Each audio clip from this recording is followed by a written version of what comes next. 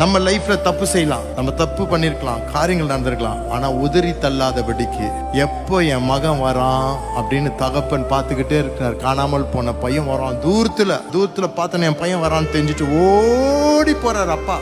போய் அவனை கட்டி பிடிச்சி முத்தம் கொடுத்து என் மகன் வீட்டுக்கு வந்துட்டான். அவன் செஞ்சதெல்லாம் இப்ப When you pray, God listen.